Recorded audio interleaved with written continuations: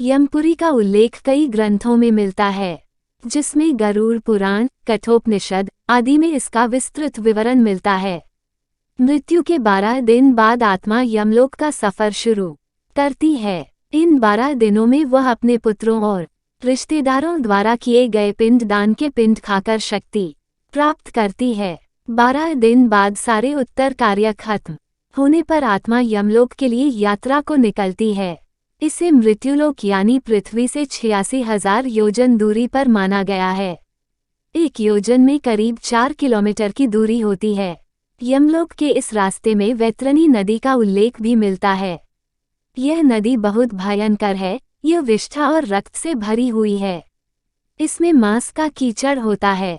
अपने जीवन में दान न करने वाले मनुष्य मृत्यु के बाद यमपुरी की यात्रा के समय इस नदी में डूबते हैं और बाद में यमदूतों द्वारा निकाले जाते हैं। यमपुरी का रास्ता बहुत लंबा है। आत्मा 17 दिन तक यात्रा करके 18वें दिन यमपुरी पहुंचती है। यमपुरी में भी एक नदी का वर्णन मिलता है, जिसमें स्वच्छ पानी बहता है, कमल के फूल खिले रहते हैं। इस नदी का नाम है पुष्पोदका। इसी नदी के किनारे एक वटवृक्ष है जहां आत्मा थोड़ी देर विश्राम करती है।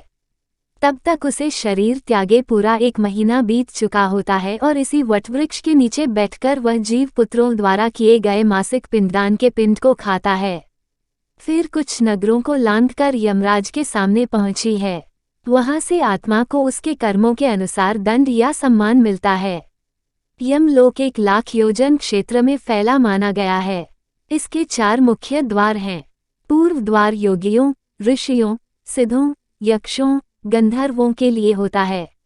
यह द्वार हीरे, मोती, नीलम और पुखराज जैसे रत्नों से सजा होता है। यहाँ गंधर्वों के गीत और अप्सराओं के नृत्य से जीवात्माओं का स्वागत किया जाता है। इसके बाद दूसरा महत्वपूर्ण द्वार है उत्तर द्वार, जिसमें विभिन्न रत्न जड़े हैं। यहाँ वीणा और मृदंग से मंगलगान होता है। यहाँ दानी, तपी, सत्यवादी, माता, पिता और ब्राह्मणों की सेवा करने वाले लोग आते हैं। पश्चिम द्वार भी रत्नों से सजा है और यहाँ भी मंगल गान जीवों का स्वागत होता है।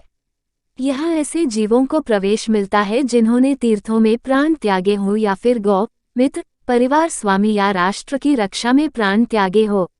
यमपुरी का दक्षिण द्वार सबसे ज्यादा भयानक माना जाता है।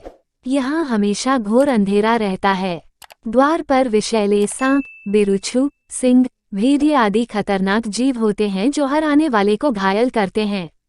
यहाँ सारे पापियों को प्रवेश मिलता है। समाप्त।